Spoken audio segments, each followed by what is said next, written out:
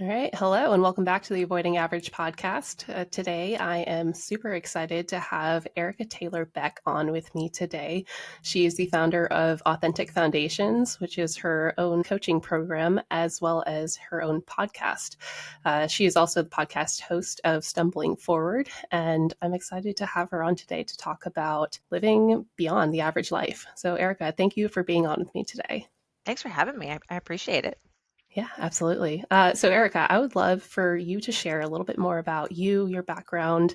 I know we kind of have some similarities in our own backgrounds too. So, I would love for you to share what your experience was and how you got there. Sure, sure. So I come from a corporate background. Can't talk. I was in corporate for about 20 years doing leadership and training roles.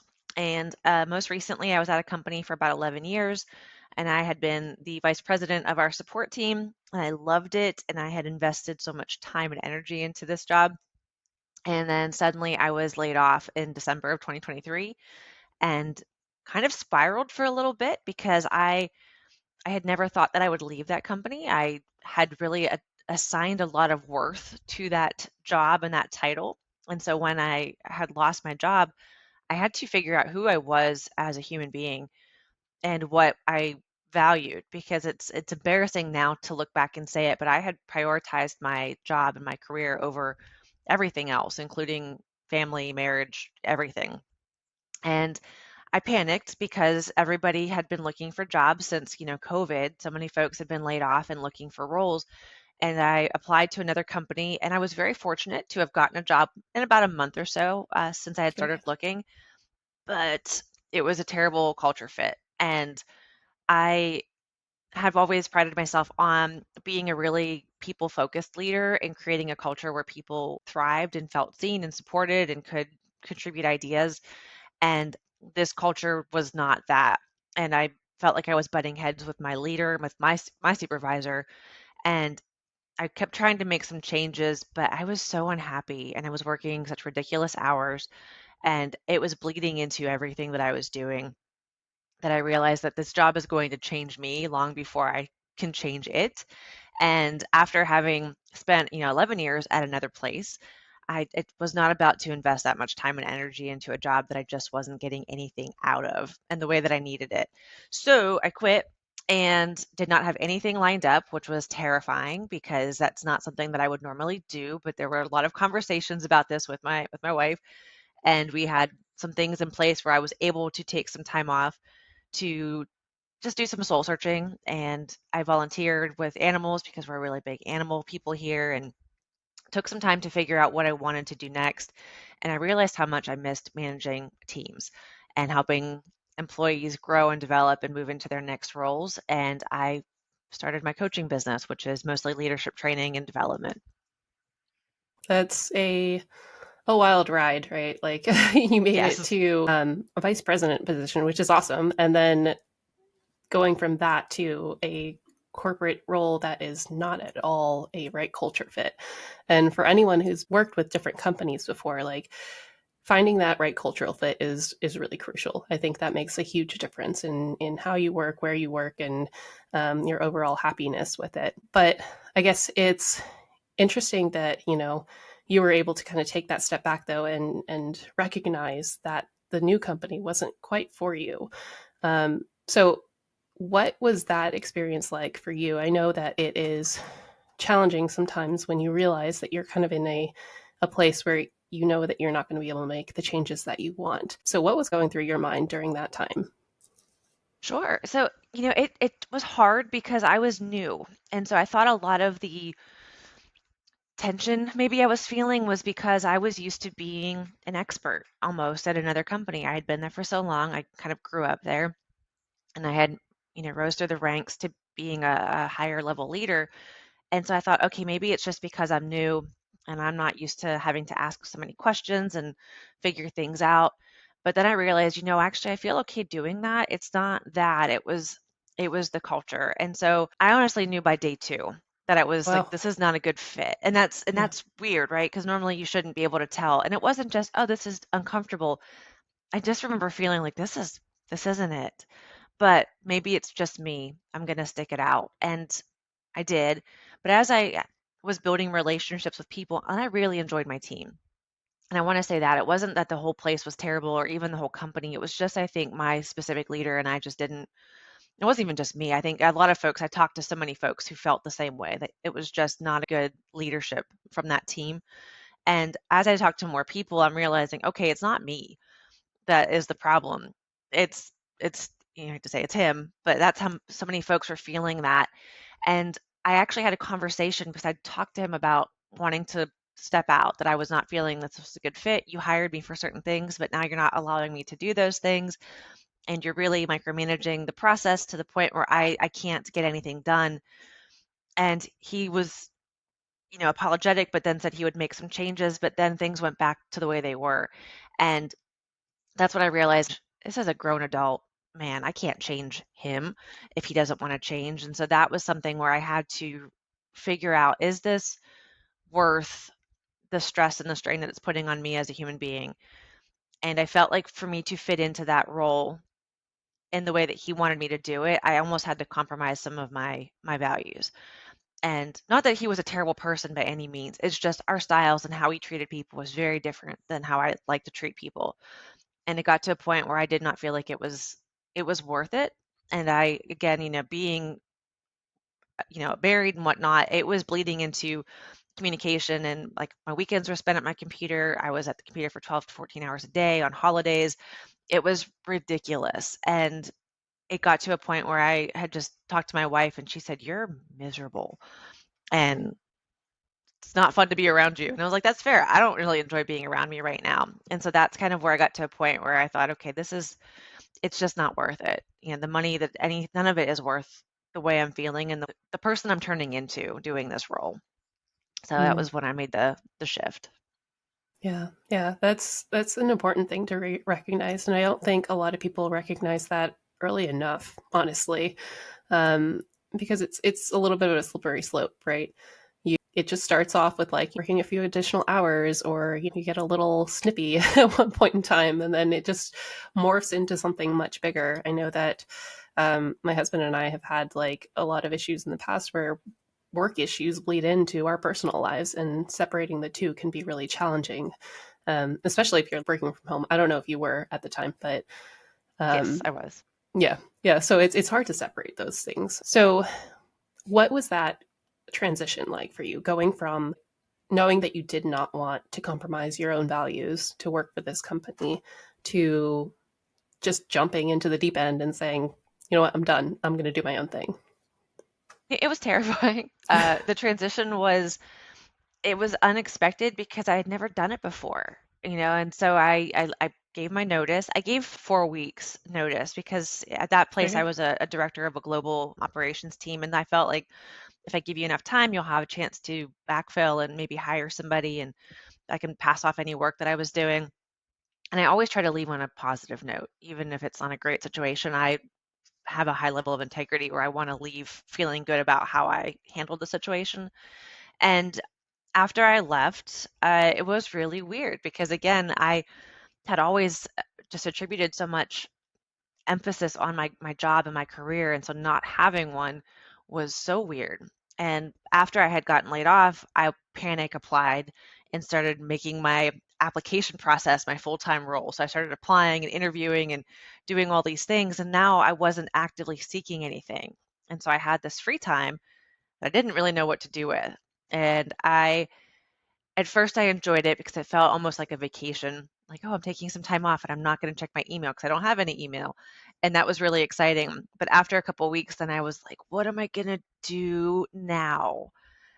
And I just felt like I wasn't contributing enough if I didn't have a job. And so there was this identity, I would say crisis, but identity crisis of sorts where I'm like, who am I again if I don't have a job? So I'm cooking and I'm cleaning and I'm doing stuff at home and I feel happy, but at the same time, I just felt like I didn't have a purpose. And that was really hard to realize how much of my self-worth I had attributed to a career. And that as a human being, I did not feel valid enough just being myself, that I felt like I had to do something to earn some kind of something, just value. And so it was a weird transition, to be honest, because I had to process these feelings and these things I didn't realize that I believed about myself and self-worth. It was kind of eye-opening. And so I guess we call it shadow work, but I did do a lot of shadow work to figure out that I myself am enough and that what I do as a career it's like a nice to have, but it's not my sole purpose in the world. And so that was I think the biggest eye-opening piece of that transition for me. Yeah. So it sounds like you basically had a little bit of a spiritual awakening during that time. Yes. Yes. I thought it was a midlife crisis, but thankfully it was not. I mean, those two can kind of go hand in hand, right? Like it's Probably. a question of your identity and who you truly are outside of everything else, right? Mhm. Um, and so yeah, that's a tough one to go through. I mean, being in a role or in a job in itself and doing that at the same time can be challenging, but then not having anything else to distract you during that time makes it almost harder in a way. Um, so I guess what were some of the things that came up for you, if you don't mind me asking? Sure, no. I had been so my wife's in law enforcement, which Okay. is a really, really difficult job, but it's not paid well. It's like teaching. It's a hard job, but they're so underpaid and undervalued for what they do. So I, working in corporate, was the one who brought in the bigger paycheck. And that was something that having two incomes, we don't have children. So we were pretty comfortable. And that was something that without that paycheck, that I had to figure out what that dynamic was because it did shift things a little bit because I had always been the higher earner. And so now that I wasn't really earning anything, I did have severance for a little bit. So there was still money coming in. But when that stopped, it was a really weird dynamic shift in a way because now the onus was on her to bring in the money and have the health care. And I felt like again that I had to earn I don't know the right way I want to say it, but like earn my place almost by doing more at home. Like I'm working on, my business, but I'm also going to make sure I clean the house and I'm going to cut the grass and I'm going to make sure that dinner is cooked and I've gone to the grocery store. And I felt like I had to accomplish something productive every day to feel like I was earning her bringing in that paycheck for both of us.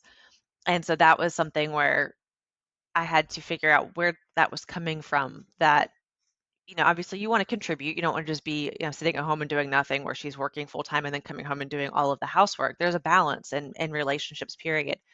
But I almost felt like I had to outdo myself every day because she was working and I wanted to prove like I wasn't just sleeping all day. I wasn't just watching television. I didn't just and she never asked that. It was never a question, but it was something that I worried about. So I had to figure out why was I so worried about the optics of me not having a job. And I think I was embarrassed for a while that I had been laid off um, because I had been at that company for so long, the old company, that I was afraid the folks that I had connected with were judging me for not having a job now. And they're like, oh, maybe she couldn't hack it at the next place and that's why she's unemployed now. And I'm like, no, no, I quit that job because it wasn't a good fit, but I still worried about how people perceived it. And I realized how much emphasis I placed on other people's perceptions of me and again, my worth.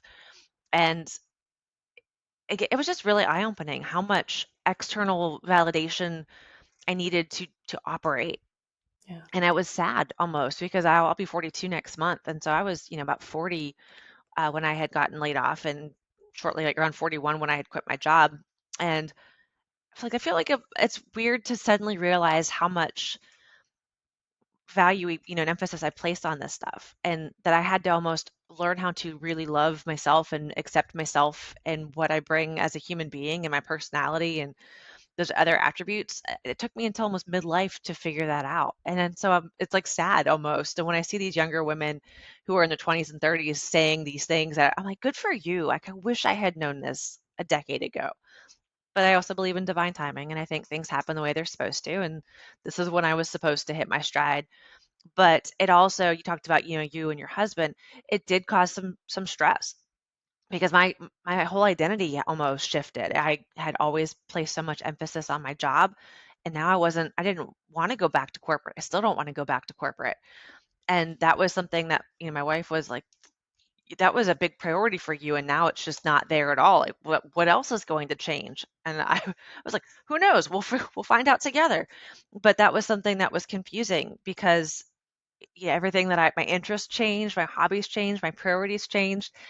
And to me, and even to her, it's all positive stuff. It's all good growth, but change is still hard, and it still begs the question of like what else is going to happen, and will we no longer be a good fit if if I'm not on the same page as you are with your spiritual awakening, because she's growing with me, but we're not definitely at the same pace and the same level. And so I appreciate the support, but I know that that has been a bit of a struggle for her as, again, everything has shifted for me and she's catching on, but I'm also really bad at communicating all of my thoughts because I think so much, and maybe like 30% are things I actually share.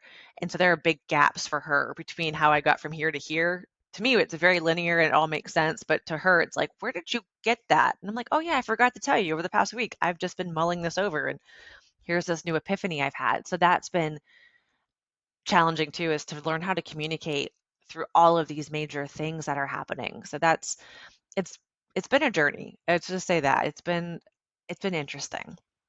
Yeah, yeah, you it's so funny. I feel like the more that we talk, the more I'm like, yeah, we're so alike because that I totally I do the same thing too, where I'm like, I will think about things and not really share them until I've kind of formed like a good opinion or whatever, and then eventually get around to it. And by that point, I've like thought it over for I don't even know how long. Right. But yeah, it does create like a lot of challenges. The whole spiritual awakening, the spiritual growth, personal development, whatever you want to call it. Whenever you are with somebody else who isn't quite on the same page as you, it can create some challenges, and maybe they don't understand where you are or why you're feeling a certain way or why you want to change certain things. But I think as long as you're kind of following your own heart and you're able to bring them along with you to an extent, right? I don't believe that you can force anybody along a certain path. Um, it's you kind of just have to do some of it on your own too. And so I think we talked about a little bit about this before on your podcast about how it can be kind of lonely. So how did you navigate that? I think I'm still navigating it some days because it just the journey has not been super linear. Things pivot and I will find something that I'm interested in, and then I will find something else and I kind of jump a little bit, but then I might come back to something. And again, for her, I think it's hard to keep up with where I'm at, and it might feel fickle, but to me it all makes sense and it's all tied together, and I'm still doing all of these things, but maybe not in the way that she is seeing them. And so it's it has been hard to keep up with all of that because I also, like you mentioned, she is supportive, but we're not on the same page. And so I don't share 100% of things because I know that she's not there yet, or that she believes certain things to the same extent that I do. And so I will talk about, it's not that I'm keeping any secrets, but there's some stuff I don't necessarily share because I know that she's not maybe as interested in it as I am, or whatever the case might be. So I have met a lot of folks through my podcast and through threads and different channels that are more aligned in what I'm interested in right now as far as spirituality and the different, astrology and different things, human design. And that has been helpful to just meet other people and talk about it through podcasting or just through casual conversation. So that has been helpful. And I do talk to her about it to an extent because I want her to be involved because it is super important to me and it's a big part of my personality and my identity now. So I do communicate that with her, but try to meet her where she's at. And her interest, like, I don't think she's ever listened to a full episode of any of my podcasts. She might hear part of it because her work stuff is in the closet that's in this office that I use. So she hears parts of my interviews, but I don't think she's listened because it's not her typical podcast. She loves listening to politics and she listens to like murder mystery podcasts and things. And so the the society type podcasts and the spirituality things not really up her wheelhouse. But that's not something I try to force on her. And I also have my leadership podcast, but also not her thing. And so I don't ask her to listen to those, but she knows that I do them and she'll say, how did your interview go today? Or how is the podcast and whatnot. But just I think trying to find like-minded folks has been helpful, but there are still parts, as you mentioned, that you do have to do the work on your own. And so I'm trying to find folks that might be able to help me navigate through some of the things that are new, but a lot of it is, and it's up my wheelhouse, is thinking and being, feeling your feelings and processing your stuff and doing that inner work yourself. But then I try to do the Cliff's Notes version, with her later on to just keep her posted on like, here's what I've uncovered, and that way Yeah. we're on the same page. Yeah, yeah. No, that reminds me a lot of like the conversations that I have with my husband because he is not at all into the spirituality stuff, even though I secretly think that he's probably like the most psychic one out of the both of us. But Oh, funny. it's funny, yeah. um, but okay, so I wanted to actually ask about something while you're talking. And your coaching business, Authentic Foundations, it's focused on leadership coaching, and so I'm curious about what your thoughts are on in terms of like some of the spiritual development that you're going through and how it relates to leadership development. Yeah, Can you talk about that? sure. So I think, they actually tie into each other really well. But from if you're coming at it from a very logical corporate background, it might seem totally out in left field and like, whoa, this woo lady's trying to come teach me how to be a leader. And it's not the case because my foundation is in corporate. So I come from this very logical upbringing, very logical job, but the spirituality piece of it, we're all connected, we're all tied. And when you think about it, no one has had like one single unique experience. And when you start to see stuff on the internet where someone said, they'll be like, oh, has anyone else ever done X, Y, and Z? And people are like, I thought it was just me that did this weird thing. Nobody's ever had a unique experience. And so when you start to realize how connected people are, it makes sense. But a lot of what I teach with the leadership, I focus a lot on people focused leadership and creating cultures where people feel seen and supported. And a lot of that stems from emotional intelligence. And a lot of that stems from grounding. So you recognize the emotions that you have, and then you have to regulate those emotions and say, okay, I'm getting really anxious right now. What is causing me to feel anxious? And it's okay, I know that after this recording, I have a really big sales pitch today. And so I'm super nervous about that. And once you realize, okay, well, this is what I'm feeling, this is why I'm feeling it, how do I control it so that I can operate normally. And you have to do some deep breathing or grounding, meditation, go for a walk, something to get yourself to be able to stay in the moment and be calm and collected. And it's emotional hijacking, your fight or flight response kicks in. And so how do you ignore that and stay in the moment so that you don't just react emotionally? And so that's a big part of it is that spirituality groundedness and then caring about other people. And I feel like that should just be a given, period, especially if you're any kind of people management role. But delegation comes from how do I manage my time in a way that I can be present and be productive. And so I need to delegate to help other people grow and learn and build skills, but it also gets something off my plate so that I can be available to help other people. And when you start to think about it from that lens, it's not selfish. It's actually a service because now I'm giving you an opportunity to develop a skill that you want to develop, and it gets a project off my plate, and it gives me a chance to provide support and guidance for you.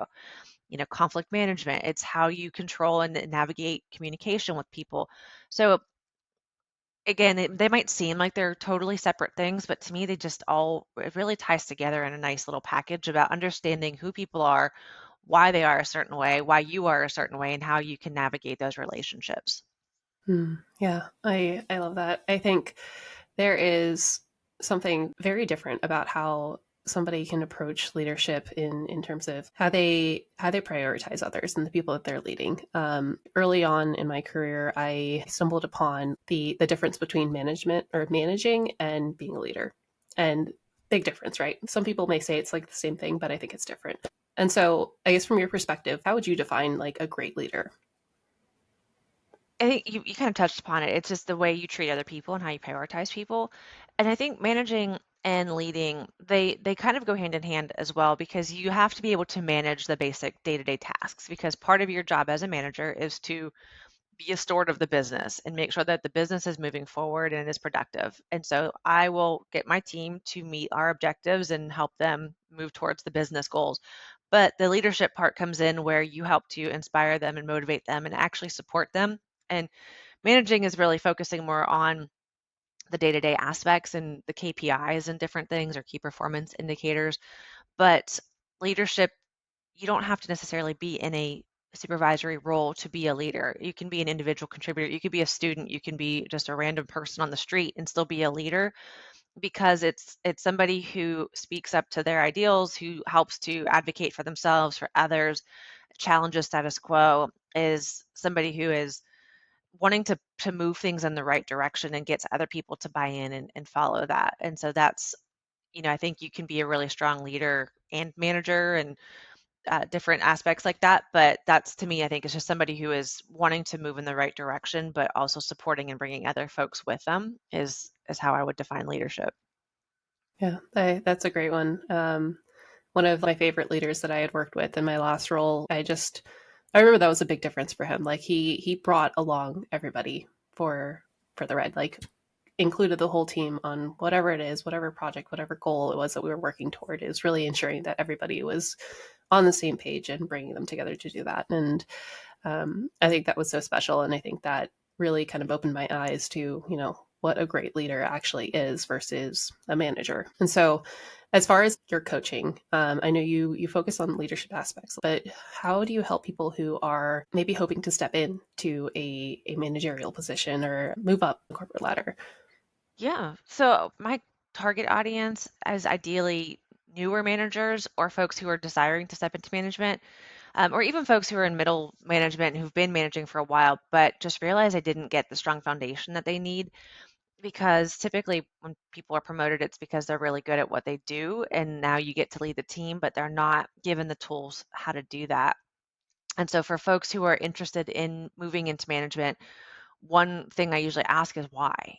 Because if it's just I'm looking to get promoted and this is my logical next step, like that's I understand where that's coming from, but if you really don't have any aspirations to manage and develop other people, management is so different from being a strong performer. And that was a really hard I would say hard pill for me to swallow, but it was a big lesson to learn as a new manager was that I was used to being a really high performer. And now it's not about me at all. It doesn't matter how much I can get done, what my workload is. It's how I manage other people and inspire them to get things done. And so I do have some courses around how to communicate and different things around how to manage up because as you manage, even if you're not in leadership yet, as you have a manager, how do you communicate with them to get buy-in for the projects and ideas that you have for the growth that you need? So how do you communicate with people who might be reporting to you or people that you are reporting to?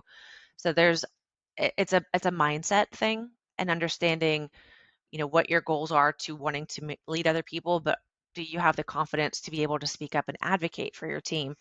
And if you're somebody who is just a yes man or you really don't care about the other people around you, it doesn't matter what skills you have if you don't have the motivation to be a good leader. So that's part of it is just understanding why, but then helping them to develop the skills to ask the right questions, to give the right feedback, and to understand how to navigate different personalities. Like that's a big component.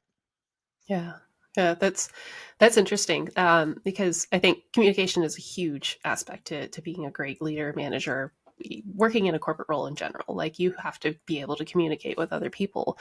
I know that you're Gemini, right? Yes. Yeah, so communication comes pretty naturally to you. Did you notice that other people may not have that same ability to communicate as well with others, or did you have challenges with that yourself? That's a good question. I would say that I'm actually fiercely introverted. So it took me a while to feel confident to speak up. And part of it though, doing the shadow work was did not feel worthy and confident enough to challenge certain things. And so now as a grown adult, looking back, I wish that I had done things differently or had had the confidence sooner to challenge ideas and status quo a little bit more. And that's one of the reasons why I want to focus on it now is to help people develop the skills that took me so long to learn without all the trial and error and making all the mistakes that I had to make to do it. But I think that's asking, do I notice that other people might struggle with it? Yes and no, and it's hard to pinpoint because I think they're good in certain situations where they feel comfortable, but maybe not speaking up to leadership. And so having, I think certain skills and certain like executive presence and being able to speak to peers and treating people, I like to treat people the same way, regardless if you're a CEO or if you're a frontline employee. I don't really treat anyone differently, but they're that other people might be treating you differently or viewing you differently. And so how just knowing all of that dynamics, and honestly that's a game to play too. There are politics in leadership and just in workplaces in general. You can say that there aren't, but there are. And so learning how to recognize those and navigate those and not take those personally. But I think a lot of people struggle with that, especially if they are not inherently that kind of person. If there's someone who's just really empathetic and caring, they might struggle to navigate some of those scenarios. And that's something that really took me a while to learn because I did not thrive in those scenarios. So that's not a great answer to what you're asking, but the short answer is yes, I've noticed that people struggle with it, but also I did too. Yeah, yeah. No, that's okay. I mean, I think that that is a normal thing too. I mean, I starting out, I was similar to you and very introverted, did not want to speak up or say anything. And I don't know what changed, honestly, or when that happened for me, but something kind of shifted, whereas like you recognize that, you need to be able to do that. Otherwise, your goals or whatever it is that you're working toward are never really going to be recognized. Um, and so I think you're right that the corporate world is, there are politics involved, and that's really frustrating for a lot of people. I know I've had to talk people off a ledge a couple of times because they get so frustrated with the politics of it. But it's at the end of the day, it's like if you think about what a corporation is there to do, it's there to make money. It's there to reach whatever goals it sets and I don't know, make profit, right? And so the feelings of other people matter to an extent, but if it's not aligned with the company goals, then there's only so much you can do. So, what were some of the challenges that you faced started as far as starting your own business? I, where do we start, Susan? Where do we start? A lot, I The know. big challenge is that I've never done it before. I had never wanted to do this before. If you had asked me 2 years ago, do you want to be an entrepreneur? I would have told you no, because I was very content to work for a company, do my job, get my paycheck, get my benefits, and I was happy. So getting laid off again, I panicked. And then I got another job and I was like, okay, great. I'm still underneath this umbrella of another corporation. And then that didn't work out, and I thought, really, I was going through the awakening kind of at that point, and I was supposed to step out, but I was really slow to picking up the hints, and the universe was pushing me out. So I was like, okay, I get it. I'm not supposed to be in corporate right now. I'm going to take some time off and figure this out. And then to start a business, like, where do you start? So I'm trying to figure out, like, what do you want to do? Who's your target audience? How do you start the business, like legally? So getting, your paperwork and stuff in so that you have a business started. You have all the documentation and stuff ready. And then once you have the basic foundations, now you have to go out and market yourself. And so now you're doing, I was creating content, actual like course content for my online courses, but then I had to go create social media content and I had to start doing sales and I have to do marketing and I'm the CEO and I'm legal team and I'm HR and you're everything. And I grew up again in a customer support facing kind of position. I did training roles and support roles and leadership of support teams and operations. So I never did marketing or sales or all of these other things before, and I didn't have those skill sets. So everything that I am doing, I've had to learn from scratch or from Googling or Chat GPT or other people on the internet and say like, oh, I really like how they're doing that. Let me look into that. Or like, oh, that makes me feel icky. I will not be doing that. And so so where do I start? There's just so much that has been a challenge. And knowing that you are really good at what you do, like I know I'm good at what I do. I've been doing this for decades and I love it. I'm passionate about it. But when you're out there marketing, who the hell is Erica? And that's the big thing is if you don't have a brand, if people don't know who you are, you technically don't exist. And so getting your brand built and out there to a point where people have seen you enough to start feeling comfortable with you, that I think has been the biggest challenge is just getting started and getting customers. through the old-fashioned way. Yeah. Yeah. I think I'm similar page as you. Like, I never really wanted to start my own business. I thought that that was insane before. And then here I am. Right? And it's a huge learning curve, like going through all of that and understanding that, okay, you are literally everything in this business and you have to do everything. And you're not going to be good at everything either, which, if you've gone so far down this one path where you've gotten really good at this one skill set, learning that you have to do something else or several other things really that you may not be very good at is kind of humbling in my opinion. I don't know. I Oh mean, yeah. it was Oh yeah. Because you're like, man, I really suck at this part. Like this part I'm not good at, but this is the part that's how I get customers. I'm like, oh my gosh, like could I have picked a better part to be terrible at? yeah, I feel you on that. And so, I mean, I guess what what was your biggest takeaway though from going through all of that? And what would you advise other people that are navigating that as well? Great question. The biggest takeaway, I would not change it. Even though it has not been easy. It's also only been like 6 months. If I'm being honest, I quit my job at the end of May last year. I took several months off before I really started anything.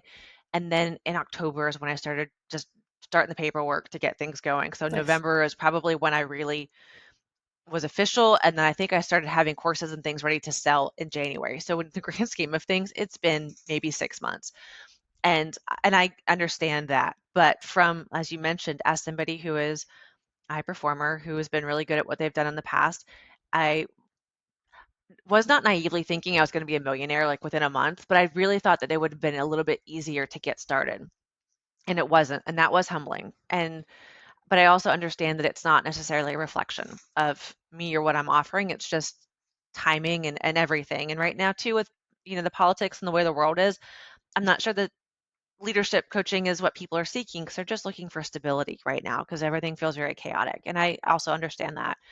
But I would not change it, and I still don't want to go back to corporate. And but I also know that corporate's not going away, and that people aren't going to be able to just quit their jobs to create a new business. And so that's why I'm so passionate about wanting to go back and fix corporate. Even though I don't want to go back to it, I want to make it better for those who are still there. And I believe that it's needed, and I believe that people would benefit from it. So so that's the big takeaway is that I wouldn't change it. I am much happier now. A little bit more poor than I was before, but there's a trade-off. I'm a lot happier. I have more flexibility and freedom in my day. So that has been worth it, hands down. Advice I would say is that if you are thinking about starting a business, do some research. And I think you and I have talked about this before as well. I'm not going to advocate that anyone just up and quit their job the way I did. There were conversations. This was not something I did willy-nilly. I knew day two that I was not happy. It took me several months before I actually pulled the trigger to quit that job. And this was after conversations with my wife, after we made sure I had savings, after we knew that, healthcare would be under control and whatnot, and that we figured things out. So I definitely want you to do what's right for you and take care of your mental health, but make sure that you do it in a way that's not going to cause more problems. So if you are feeling divinely led to do that, fantastic, go for it. But I would just say make sure that you have some kind of safety net, whether it's a little bit of savings or a little bit of a backup plan or a partner or something that's going to be able to help. I just am not a huge advocate of just saying, YOLO, quit your job, wing it, because I want you to be able to eat and have a house or some kind of shelter. So just be smart about how you do it. Yeah. Yeah, that's great advice. I think a lot of people see people online that are like, I quit my job and I'm going to go do this now, but I don't think they see the stuff that happens behind the scenes, like the planning, the conversations that they have to have, the tough conversations, honestly, because nobody really wants to hear that their livelihood is going to be kind of shaken up and it's Right. not really under their control. I know that conversation with my husband was a challenge, to be completely honest. Like, he is very focused on financial stability, and we were very comfortable with having two corporate incomes, um, and it me not having an income is a complete shift in our dynamics. And granted, it's only been about like a week and a half, so haven't really felt the effects of it yet, but it's still something that's very much on our minds is, okay, how do we shift our complete approach to life, really, because it is such a huge change. And so it takes a little bit of bravery, or a lot of bravery, I should say, It's a lot of bravery. a lot of planning, and a lot of difficult conversations. But I do think it is possible. I mean, it and some people it may take longer than others. I mean, I think for me, it honestly took, well, let's say, actually, when I first considered quitting my job was back when I first had my son about 3 years ago. Didn't happen then. And then it was about a year ago with my daughter when I was pregnant with her that I was considering leaving my job. Didn't happen then. And then finally just made it happen this year. But it's, it can be a long process. So thank you for sharing your experience with that. Um, Moving forward, I know that you have your podcast too. What does that podcast cover? So yeah, I have two. There's one that's called Leadership in Real Life, and then so that one is tied more to the business. Leadership in Real Life is tied to authentic foundations because it's about delegating and leading in toxic environments and how to kind of stand your ground and hold your values when maybe everything around you is telling you not to, because that's the norm. And so that one is more geared towards like my target audience as far as customers. And then Stumbling Forward is one that is about people's stories and how they got to where they are. And I mentioned earlier that progress is not linear and it's definitely not perfect. And so, where you start off, we make a lot of mistakes and errors and spiritual awakenings and midlife crises and whatnot that will pivot how you are doing life. And so, like, how did you get to where you are and what lessons have you learned? And so that one is more of a passion project where I get to hear people kind of talk about what's important to them and what they're doing and help to get their stories out there. So that one is just more of a fun one, and the other one is a little bit more business focused. Okay. What inspired you to start a podcast, or two podcasts, really?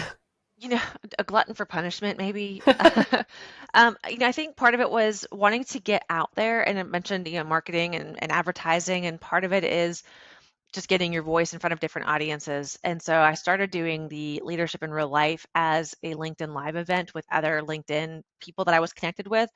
And we would talk about, like what got you here won't get you there, and what does that mean to you?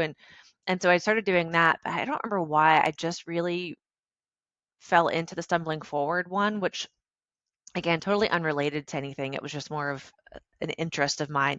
But that I think I've met a lot of really fantastic people through social media and getting to hear their stories. And some of them are leadership related, but a lot of them are not. And I wanted to just get in front of different audiences and help them get in front of different audiences. And then the leadership one I ended up taking into a podcast, and it was solo for a little bit. I'm kind of doing some interviews, but still doing solo episodes. But that one is hopefully to maybe drive some customers to my services. The other one is just, again, just trying to, I don't know, I just really enjoy meeting folks and helping them get their stories out, because then when I hear somebody who's looking for a service, I'm like, oh my gosh, I don't do that, but I know Susan. Hey, Susan, I'll tag you in this post. Maybe this might be something that you can do. And that I think has just been a cool way to build a network, even if it's not directly related to what I'm doing. Because I don't think it hurts to have good human beings in your network, even if they're not super tied to what you're doing professionally. You never know who somebody else knows. So even if you're not my target audience, you might know somebody who is, and you might want to introduce us because we're friends. And you're like, hey, look, I know somebody that you might work well with. Here you go. So I don't think it hurts to do that kind of stuff. No, I agree. I think that's an excellent way to network. And I know that that networking is like a thing that kind of gets thrown around a lot in the corporate world because it does play an influence, in my opinion. I mean, I think the company that I worked for last, I part of the reason I got the role is because of somebody I knew in a previous job who worked there Nice. and was able to get me in. And so I do think it is beneficial. And I guess I never really thought about it from like the entrepreneur standpoint, but I do think it is essential too. Like in this world is having connections and being able to know different people um and sometimes it's like it may not necessarily be somebody may not be for you, right? But they may be just right for somebody else. Um, and so I love that, you're able to do that. Um, what has been like the most interesting thing that you've kind of gotten out of the stumbling forward experience? I've met a couple folks who, one was a quantum regression healer, And Ooh, so okay. he met with me to do a quantum regression session to heal something that Nice. had happened during childhood. So that was really neat. And then I met recently a gentleman who is in Spain, but he's a theta healer. And Okay. so he helps people, especially with anxiety, to get to the root of it and heal their anxiety. And so we did a session so that I could talk to him about it on the podcast and help to have a conversation versus him just kind of high level talking about it. I was able to share an experience from someone who had received it. So I've gotten to meet some folks who have really impressive spirituality skills that I have not stumbled across yet. And so it's helped me to open new doors and rabbit holes that I get to learn about because there is so much out there to learn and know and do. And some folks who are really big on astrology, and so learning about that and human design. And I think you mentioned something about a breathing technique when on my Yeah. podcast that I wrote down and was going to look up. And so I think it's just learning new things, but really, honestly, the people most of the folks that I've interviewed, I still talk to either online or on their podcast or just connected with. And so even though it might not be like an official, like we're best friends, I'm like I can still call them friends. And like I mentioned, it's cool to be able to network and just tag people or think about like, oh, this made me think of you. And I don't know, it feels kind of nice. I feel like it's hard to make friends when you're an adult and I'm, like I said, over 40. And now that I work from home and I work for myself, like I have dogs around me all day, but like I don't have other like people to talk to. So it's nice to make new connections and learn things, through those kind of networks. I don't know. Yeah. It's kind of Yeah. cheesy, but it's the friends we've made along the way, kind Yeah. of thing. It absolutely is. I think it is helpful for creating community. I know I haven't done this for very long, but I feel like the people that I've met so far through this journey of interviewing people has just been, I don't know, you get to meet a lot of really cool people and hear their Hmm. backgrounds. And there are always like a lot of similarities too that I think I've noticed as well, as far as, what kind of set people on a certain trajectory or on the spiritual path, or whatever it is that they're doing. And um, I don't know. You had mentioned it earlier about like how no two people have done different things, or I don't remember the exact saying Unique that you. experiences. Yeah, Yeah, there's no yeah. real unique experience. Yeah, it just reminds me of that because it's like we're all connected in a way, and what we do, usually somebody else has also done it too, and so that creates that bridge or that connection point. And so um I don't know, I appreciate you sharing your story and how you've gotten there. I think that's I don't know, brave for one. So I Me applaud you for too. that. Me too. Thank you. Thank you. Yeah, and I'll be very honest about it. So if people have questions, I'm not going to sugarcoat it and tell you like my 10K months and all this. I haven't had those yet because it's still new and I'm still figuring it out. So if people have honest questions and want a real answer, I'm very transparent and vulnerable about that kind of stuff. And I just feel like that's also part of what I teach in authentic foundations is being authentic and just sharing the truth of things because I feel like people can learn and connect better when they feel it's relatable. Because if you're like, look at what I'm doing, I'm not going to reach out to you because I feel like I'm not on that same level. I'm not qualified, and so I try to make it very approachable as a human being to just, hey, I have a question. Like I'm feeling really dumb right now because of this. Can you share? Absolutely. Whether I've already achieved that or not, like I'm happy to share what I've done or what I've experienced so that it just helps you to not feel so alone. Yeah. Yeah. No, I think that's important. I think, well, especially on social media or Instagram, I think of all places is very much like the Yeah. glamorized, like, everything's perfect.